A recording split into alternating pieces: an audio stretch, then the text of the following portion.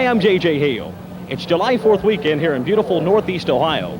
Most families are out and about with family fun, hot dogs, hamburgers, and, well, lots of other July 4th weekend activities. But these guys are set to get after it for 24 straight hours, the longest endurance road race in the United States. Welcome to the 25th running of the Nelson Ledges Raceway's 24-Hour of Nelson. Riders from all over the United States, as far as California, and some from, well, Canada, are here to get after it in the 24 Hours of Nelson. As you can see, we're about set to get underway. Red flags, guys. At night, we will be using flares for red flags. Great big figure 8. Don't confuse them with the fireworks. Start finish, you'll have one, and we'll have them strategically placed around the course. Let's take a tour of the Nelson Ledges Raceway from the rider's perspective. As we start down the main straightaway and pass the start-finish line, you can see the layout of the track. Riders come into turn number 2 at over 90 miles an hour. Now note, we go wide before a corner, right through the inside of the turn, and then go wide again coming out. This reduces the sharpness of the turn, permitting higher speeds, and this more than makes up for the added distance which must be covered.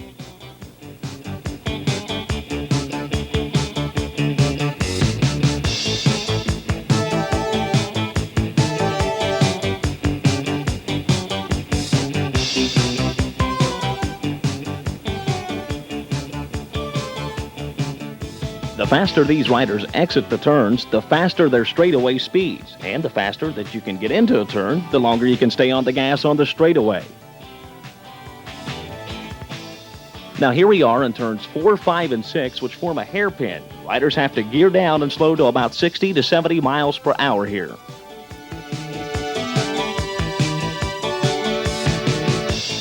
As we come out of turn number 6, it's time to get on the gas for a short straightaway before entering the carousel.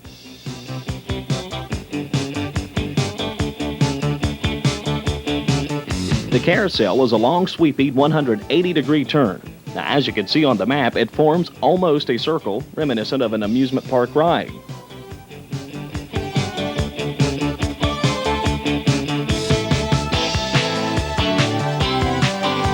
As we make our way out of the carousel turn, notice there are some bumpier areas on this raceway. Picking a good line is especially important for the riders right here.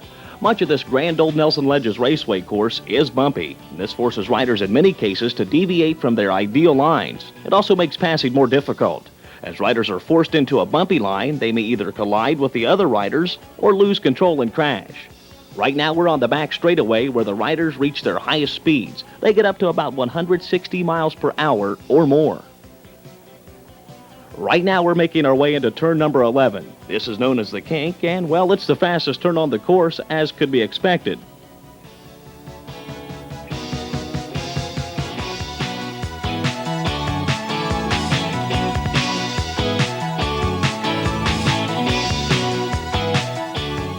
The last turn is turn number 13, a long sweeper that takes us back to the main straightaway.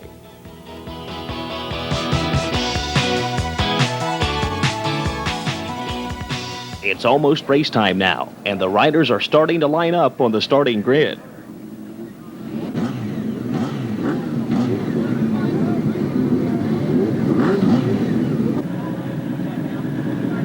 July 4th weekend brings searing temperatures to northern Ohio. As you can see, these riders in their leathers are going to be very, very hot as temperatures over the next 24 hours are expected to be well into the 90s while the sun is shining.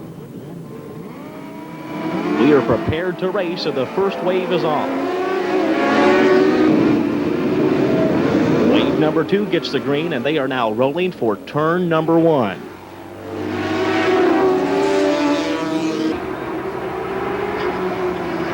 Right now they're making their way into the hairpin.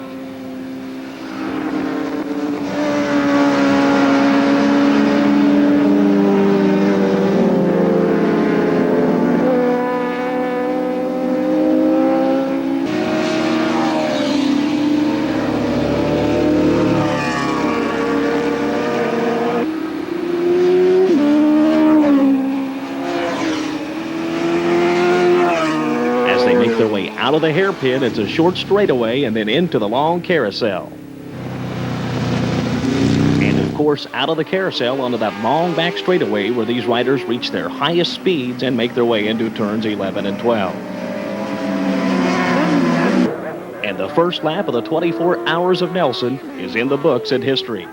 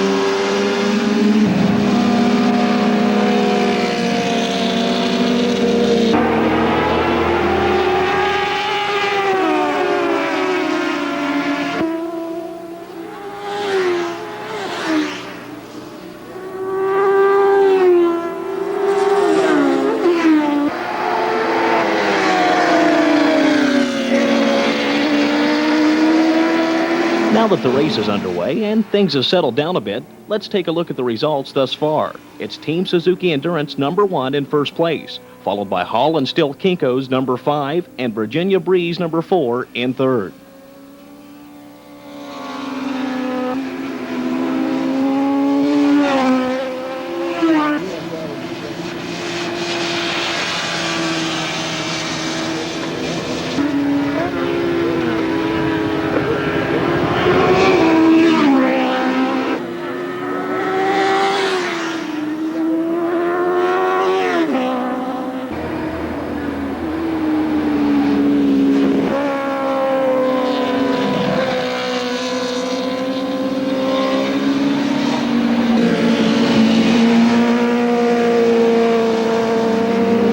With me now is John Ulrich. He's a team captain for Team Suzuki Endurance. Right now, you guys got off to a great start here at the 24 Hours of Nelson. Seem to be holding up pretty well early on.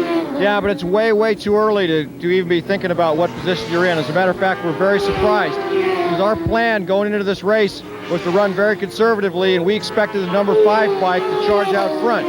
So we were very surprised when they had a problem and started from pit lane, and we're even more surprised that they're not gaining on us. In fact, we're pulling away from them right now, and that's throws a totally new kink into this race. We did not expect it to come down this way. What type of lead do you have right now? Do you have any idea? Well, we're 23 seconds ahead of second place, and we're probably about 50 seconds ahead of the number 5 bike, but I'm not positive on that. So far, so good. Good luck, John. Thank you very much.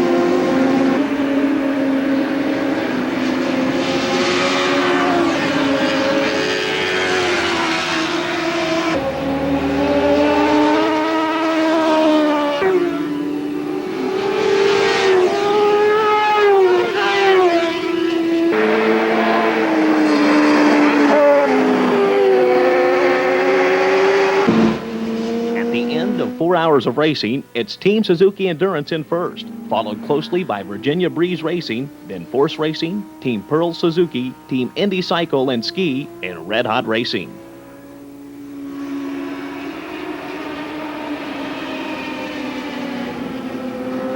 The focus of this race is back of the pits, where Virginia Breeze has just crashed at the exit of turn number 13, forcing the race to be stopped while the track is cleaned up.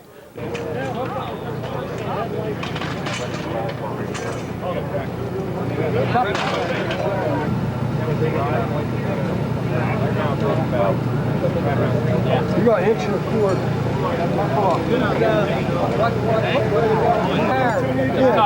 This tire. So. When these guys all get back down. Glancing away the linkage. Yeah.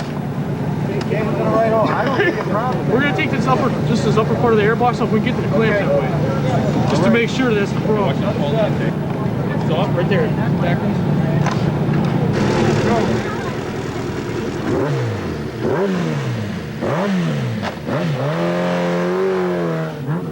Earlier we told you that H&N Kinko's was up towards the front of the pack. However, they suffered some tire failure, and rider Fritz Kling suffered a broken ankle. The bike was virtually a total loss, so Kinko's has packed it in.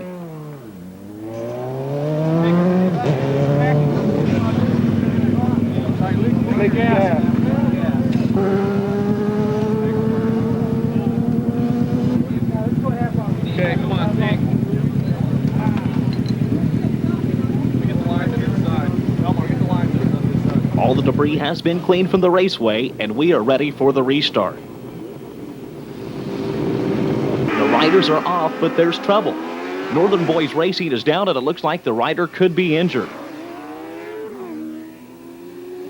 Let's take a look again from another angle. Number 3, Team Pearls, had trouble getting going. Number 17, Red Hot Racing, swerved to avoid Pearls, and Northern Boys hit him and went down. Although it looks like the rider is going to be okay, once again, the race has been stopped. How's the race going? Pretty good. We're doing okay. Sorry, this is the last race they're going to do like this? Yeah. Here, but it'll be closer to home next time. Good luck. Thanks. What happened to the dikes?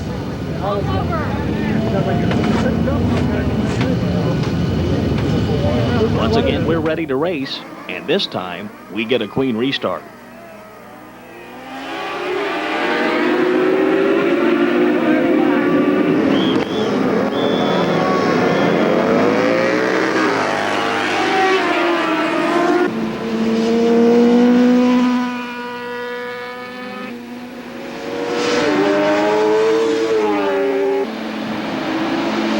Number 3, Team Pearls, is running very hard right now.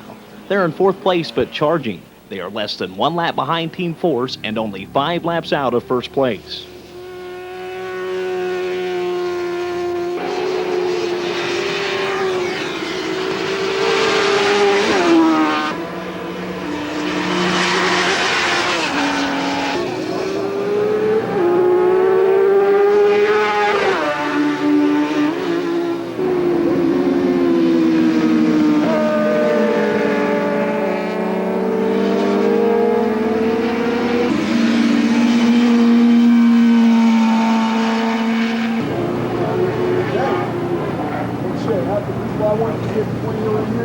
Go up there and we got it.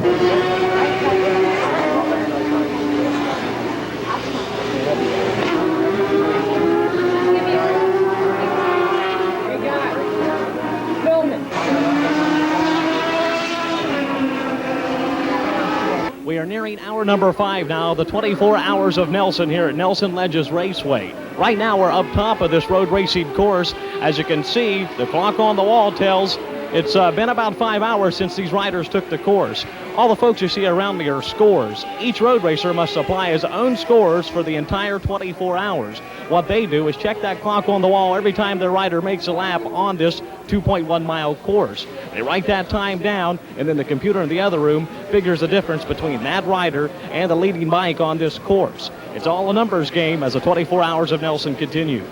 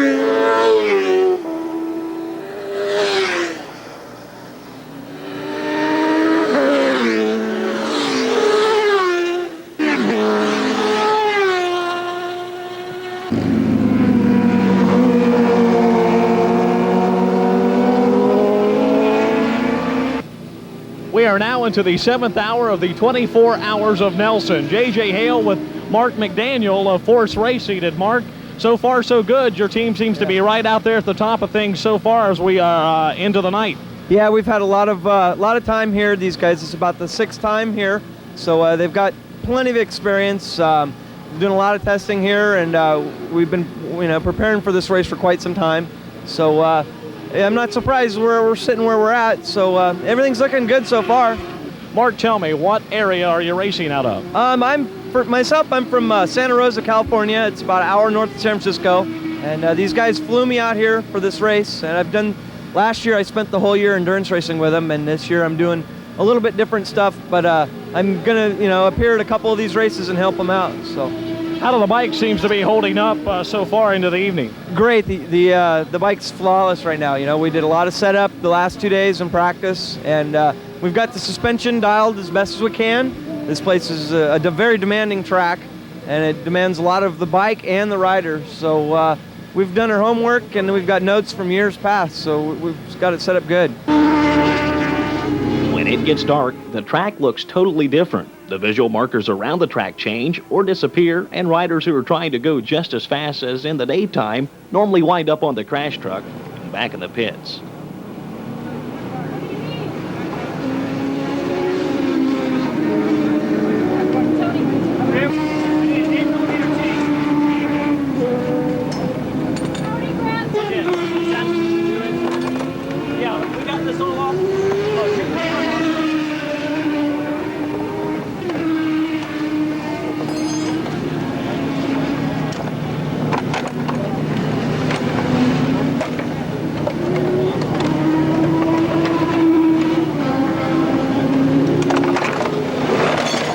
How'd you get this off of here?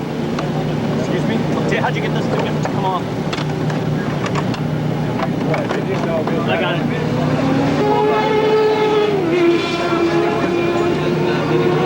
Come on, line the light bulb. Put this underneath. Yeah.